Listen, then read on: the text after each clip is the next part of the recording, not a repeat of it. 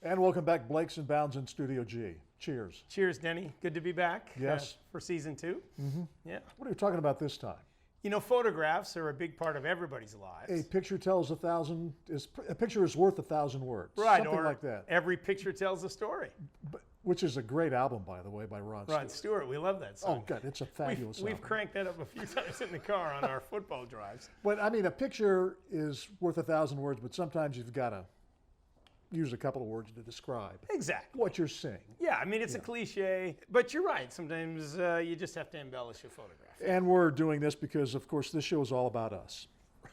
True. You want to go first? Sure. Okay. My photograph that we're going to talk about today, you know, it represents our family history, I guess, is why I chose it. And it's a picture from the very early 1950s. Quick refresher on my family history. My mom and dad are English. They emigrated to Canada sometime after World War II.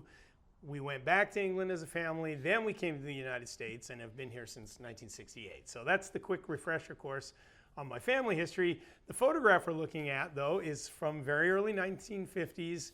And so this is when my parents and my brother had been born by that time. They emigrated to Canada. And this is their arrival in Saskatchewan, of all places, Moose Jaw, Saskatchewan.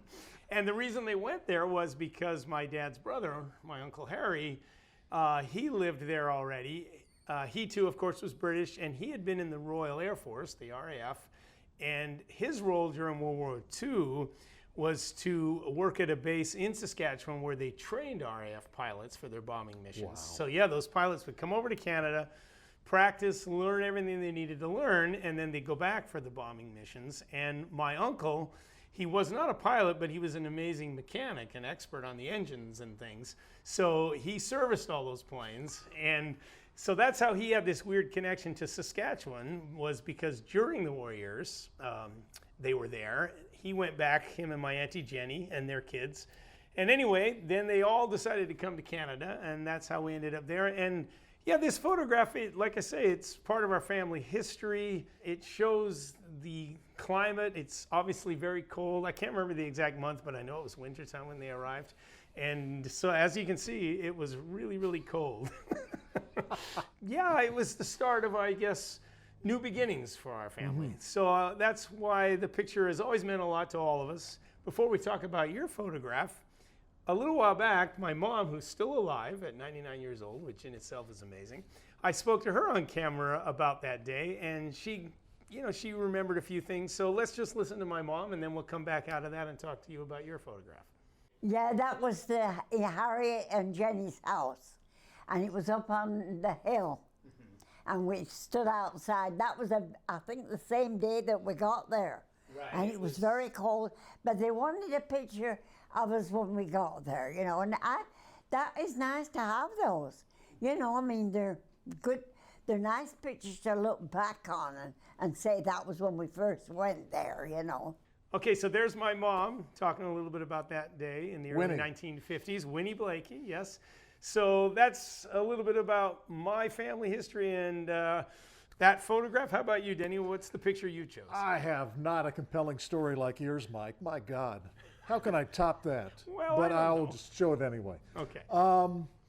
You know I've been a baseball fan from the get-go. Mm-hmm. In fact, if I had to pick a sport to watch constantly, it would be baseball. Right. Now, I had been on a Major League Baseball field a long time ago. Okay. In Minneapolis, in the old Metrodome, there was a media softball game. Mm-hmm. So I got to set foot, but the Metrodome was sterile and it was artificial. I finally got back on a baseball field, in the field of play, 3 days after I retired. Mm-hmm. And what you're seeing is Linda Byron, Jeff Renner, and myself. We all retired at the same time. We got to throw out the first pitches. Linda was first. She was about halfway between the pitcher's mound and home plate. And Jeff backed up a little bit and made his pitch. And then it was my turn. And I said, I'm going to stand on the mound. What I did not do is I didn't dig in the rubber. Right. I didn't want to mess it up for the pros. Right. So I threw my first pitch from the mound at the T-Mobile Park, and I got it to the catcher. Yeah, A little did high not- and tight. Right, it didn't bounce at all. It no. did not was bounce, up and I in think the it air went shot. probably 45 miles per hour. That was, Hey. It's the capability of my fastball. But I just love that experience. I think the pitcher, Wade Miley, caught my first Okay. pitch. Yeah. And Yeah, what was that like after the pitch? Because they always come out and shake hands. It's kind of a fun and we all moment stood too, together, and they signed the ball, which Yeah. I've got somewhere in my house.